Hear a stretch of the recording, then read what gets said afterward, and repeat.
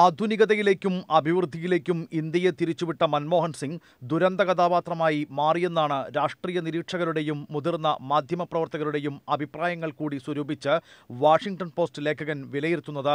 സ്വയം ചെയ്തികളാൽ പരാജയപ്പെട്ട പ്രധാനമന്ത്രി എന്നാവും മൻമോഹനെ ചരിത്രം രേഖപ്പെടുത്തുക. ഭീരുത്വവും ബൗദ്ധികമായ സത്യസന്ധതയില്ലായ്മയും മൻമോഹൻ സിംഗിനെ ഇന്ത്യയുടെ ചരിത്രത്തിലെ ദുരന്ത കഥാപാത്രമായി തീർക്കുമെന്ന് എഴുത്തുകാരൻ രാമചന്ദ്ര ഗുഹ പ്രതികരിച്ചതായി റിപ്പോർട്ടിൽ ചൂണ്ടിക്കാട്ടുന്നു.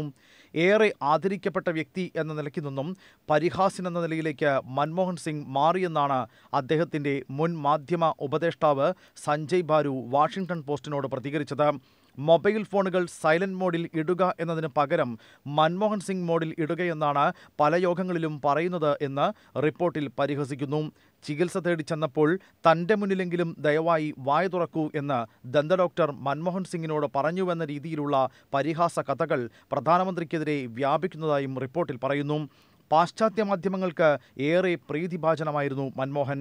ആഗോളവൽക്കരണത്തിൻ്റെ പാതയിലേക്ക് ഇന്ത്യയെ കൈപ്പിടിച്ചുയർത്താൻ മൻമോഹനെ നരസിംഹറാവു ധനമന്ത്രിയായി കൂടെ കൂട്ടിയപ്പോൾ ഏറ്റവും കൂടുതൽ ആഹ്ലാദിച്ചത് പാശ്ചാത്യ ലോകമായിരുന്നു. അത് ആഘോഷമാക്കിയതും പാശ്ചാത്യ മാധ്യമങ്ങളായിരുന്നു. എന്നാൽ പ്രധാനമന്ത്രി പദത്തിൽ രണ്ടാമൂഴത്തിലേക്ക് കടന്നതോടെ കാര്യങ്ങൾ മാറുകയാണ്. ഉദാരവൽക്കരണ നയങ്ങൾ തങ്ങൾ പ്രതീക്ഷിച്ചത്ര വേഗത്തിൽ മുന്നോട്ടു പോകാഞ്ഞതും അമേരിക്കയും യൂറോപ്യൻ ശക്തികളും ഉദ്ദേശിക്കുന്ന രീതിയിലേക്ക് പൂർണ്ണമായി ഇന്ത്യൻ വ്യവസ്ഥകളെ മാറ്റിയെടുക്കാൻ വൈകുന്നതുമാണ് മൻമോഹൻ സിംഗിനെ പാശ്ചാത്യ ലോകത്ത് അപ്രിയനാക്കി തുടങ്ങിയത്. News desk India vision.